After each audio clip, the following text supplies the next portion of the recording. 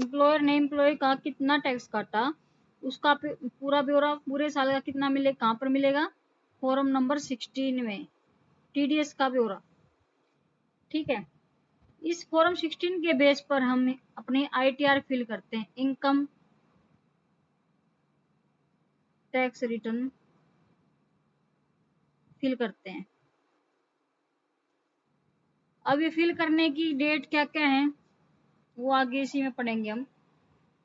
Income tax fill करने की जो हमारे इंडिविजुअल के लिए डेट्स हैं,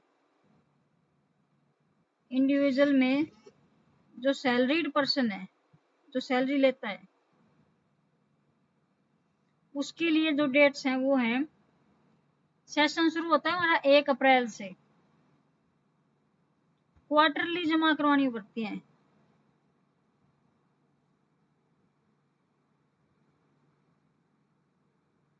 क्वार्टरली टीडीएस हमारा क्वार्टरली जमा होएगा।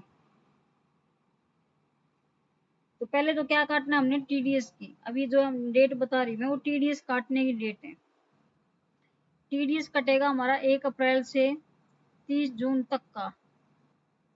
टीडीएस का ब्यौरा कब तक देना है एम्प्लॉयर को, टीडीएस का ब्यौरा कौन देगा, सरकार को, एम्प्लॉयर देगा। ये देना होता है हमने 31 जुलाई तक, यानी कि जो क्वार्टर है, जैसे क्वार्टर खत्म हुआ उससे नेक्स्ट मंथ की लास्ट डेट को, फिर नेक्स्ट क्वार्टर हमारा आता है 1 जुलाई से जुलाई, अगस्त, सितंबर, 30 सितंबर। इसका हमें टीडीएस का ब्यौरा कब देना है, 31 अक्टूबर को। फिर हमारा आ गया 1 अक्टूबर से अक्टूबर, नवंबर, दिसंबर, 31 दिसंबर तक का जो टीडीएस है 3 महीने का, ये कट के कब तक ब्यौरा देना है इसका। ब्यौरा देने के लिए एक फॉर्म होता है, फॉर्म नंबर 24Q, उसमें हम पूरी स्टेटमेंट बनाते हैं कि भी इतने बंदे यहाँ काम कर रहे थे, उनका हमने इतना इतना टैक्स काटा इस 3 महीनों में, तो उसकी कब तक बताना होता है हमने ये डिटेल। फर्स्ट क्वार्टर के लिए 31 जुलाई, सेकंड क्वार्टर के लिए हमें 31 अक्टूबर तक बताना है। फिर थर्ड क्वार्टर जो होता है 1 अक्टूबर से 31 दिसंबर, उसका हमने देना है 31 जनवरी को। फिर 1 जनवरी से 1 जनवरी, फरवरी, मार्च, 31 मार्च का हिसाब कब तक देना है, 31 मई तक देना है। इसमें 1 महीना और एक्स्ट्रा मिला है, क्योंकि मार्च हमारा फाइनेंशियल ईयर क्लोज होता है, तो इसमें टाइम थोड़ा ज्यादा चाहिए होता है हमें। ठीक है, ये टीडीएस का ब्यौरा देने के बाद सरकार में ये जमा हो जाएंगी, सरकार के पास आपके टैक्स का हिसाब जा चुका है कि आपने कितना टैक्स जमा करवाया अब तक। उसके बाद आपको अपने एम्प्लॉयर से मिलेगा फॉर्म नंबर 16, फॉर्म नंबर 16 कि आपने इतनी इनकम कमाई और उस पर इतना टैक्स हर महीने आपने कटवा के जमा करवा चुके हो आप। फॉर्म 16 देने के बाद फिर आपको देनी पड़ेगी एक आईटीआर फिल करनी पड़ेगी, इनकम टैक्स रिटर्न। आजकल तो ये इलेक्ट्रॉनिक होने लगी है, इलेक्ट्रॉनिकली डिजिटल वे से करते हैं हम, ऑनलाइन ही करते हैं इनकम टैक्स की साइट पे जाके। तो आईटीआर बहुत सारी होती हैं, आईटीआर 1 से लेकर शायद ये 7 या 8 तक होती है। तो आईटीआर भरने की भी एक डेट होती है। हम जो इंडिविजुअल जो सैलरी ले रहे हैं, सैलरी पर्सन के लिए आईटीआर की डेट है 31 जुलाई तक। लॉकडाउन में इस डेट को बढ़ा देते हैं 30 सितंबर तक, पिछले साल भी कर दिया था 30 सितंबर तक। इस साल भी 30 सितंबर ही रहेगी क्योंकि लॉकडाउन चल रहा है। अब बात आती है, ये आईटीआर के बारे में मैंने बताया आईटीआर क्या होती है। इसको बेस बनाने के लिए पहले आपको समझाया आईटीआर कब भरेंगे हम। ठीक है, आईटीआर भर जाने के बाद अब आईटीआर होती क्या है, कौन कौन लोग दाखिल करेगा, कौन कौन लोग इसको एडमिट करेगा, तो वो सेक्शन है 139 जो हम करने जा रहे हैं इस चैप्टर में। सेक्शन 139 में आरटीआर भरने के लिए कौन कौन लोग हैं। फर्स्ट, एक इंडिविजुअल और एक एचयूएफ, ठीक है।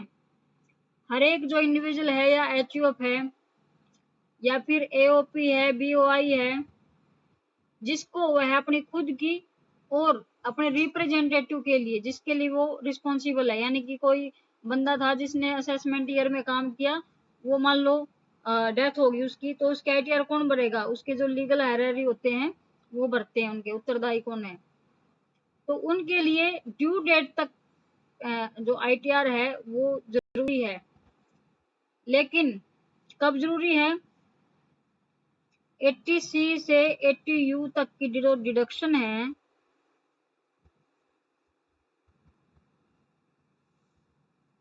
बिफोर,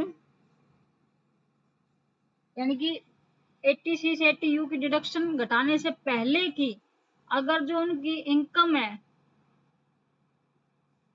टैक्सेबल इनकम जो है,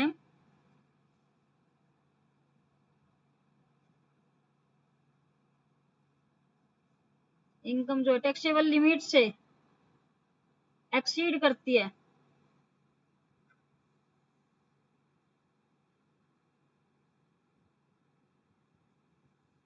टैक्सेबल जो लिमिट है उससे उसकी इनकम एक्सीड करती है, तो उसको क्या करना पड़ेगा, आईटीआर भरनी पड़ेगी,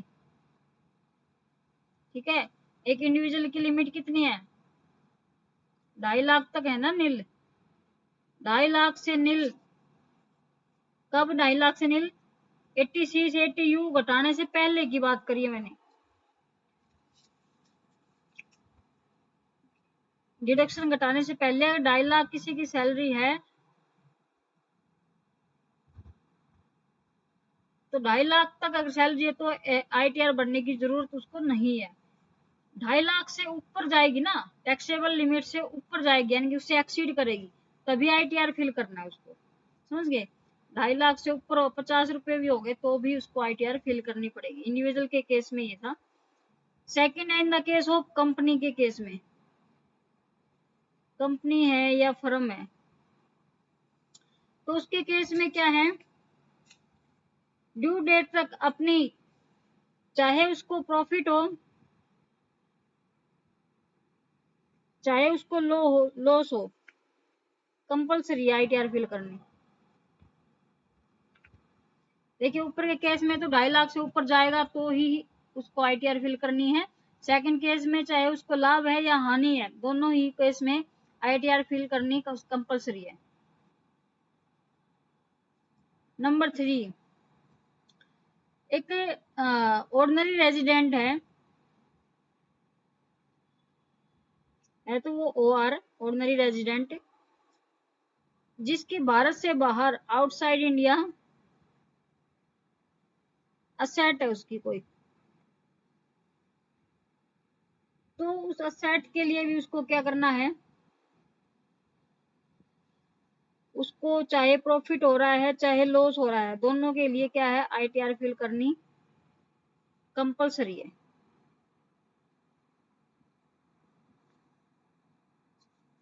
तो ऑर्डिनरी रेजिडेंट, पर इंडिया से बाहर उसकी कोई असेट है या इंडिया से बाहर उसको कोई इनकम हो रही है, किसी भी उस पे साइन कर रहा है इंडिया से बाहर किसी ओनर के रूप में, तो उसको प्रॉफिट है या लॉस है, दोनों के लिए रिटर्न अनिवार्य है, जरूरी है। फोर्थ केस है, ट्रस्ट है कोई,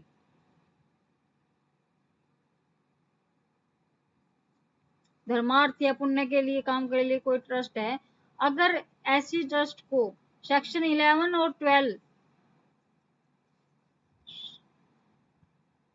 before deduction of section 11 and 12, ये जो सेक्शन अभी बताने वाली हूँ मैं, ये सेक्शन आपकी टैक्स फ्री लिमिट जो पहले वाली सेमेस्टर में एक चैप्टर होता था, थर्ड चैप्टर शायद, उसमें ये सारी सेक्शन एक बार देख लेना, उसमें क्या क्या है। अगर ये सेक्शन की जो अमाउंट, ये डिडक्शन है, इनको घटाने से पहले, बिफोर, अगर टैक्सेबल लिमिट से ज्यादा है उसकी इनकम, तो उसको अपनी आईटीआर फिल करनी पड़ेगी। नेक्स्ट है पॉलिटिकल पार्टी है कोई, पॉलिटिकल पार्टी में सेक्शन 13A की डिडक्शन घटाने से पहले,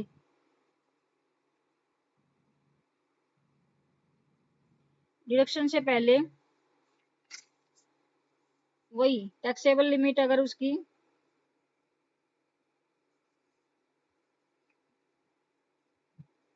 टैक्सेबल लिमिट से ज्यादा हो जाती है अगर इनकम उसकी,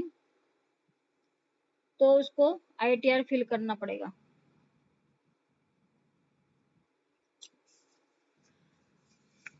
ठीक है। नेक्स्ट है अदर पर्सन्स हैं। इन पर्सन ऊपर जो बताए मैंने, इनके अलावा भी अगर कोई और लोग हैं, तो उनके लिए कोई भी करदाता जिनको सेक्शन 10 के अंदर छूट है, सेक्शन 10 में छूट देने से पहले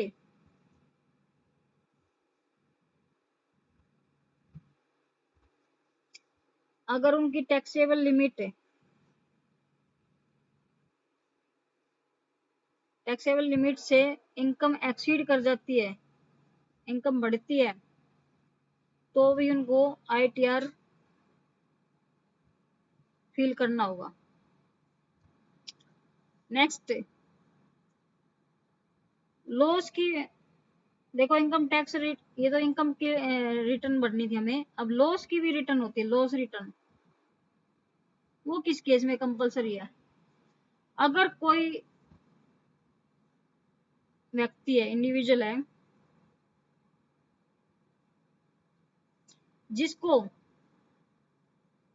कोई भी बिजनेस का लॉस है या स्पेकुलेटिव लॉस है या स्पेशल बिजनेस से लॉस है, स्पेशल कुछ बिजनेस है, या कैपिटल लॉस है, और वो चाहता है कि उनको कैरिड फॉरवर्ड करूं मैं इस लॉस को, इंडिविजुअल क्या चाहता है, ये सारे लॉस मैं कैरिड फॉरवर्ड करना चाहता हूँ। मैंने बताई थी ना कि कितने साल तक आगे ले जा सकते हैं उसको। तो अगर वो चाहता है कि मैं उस लॉस को आगे ले, आगे आगे प्रॉफिट हो गया तो उसमें एडजस्ट कर दूंगा, तो उसको आईटीआर भरनी पड़ेगी भाई। क्यों? देखो वैसे तो यहाँ पर लॉस हो रहा है उसको, पर अब वो चाहता है कि इस लॉस को मैं आगे ले जाऊं, तो आईटीआर फिल उसको करनी पड़ेगी। इंपॉर्टेंट बात यहाँ पर क्या है, अगर वो व्यक्ति लॉस की रिटर्न फाइल नहीं करता है, लॉस की विवरणी नहीं देता है,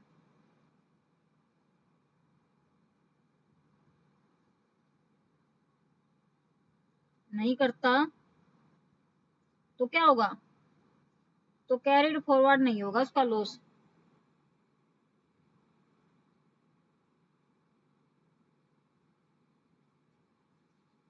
ठीक है,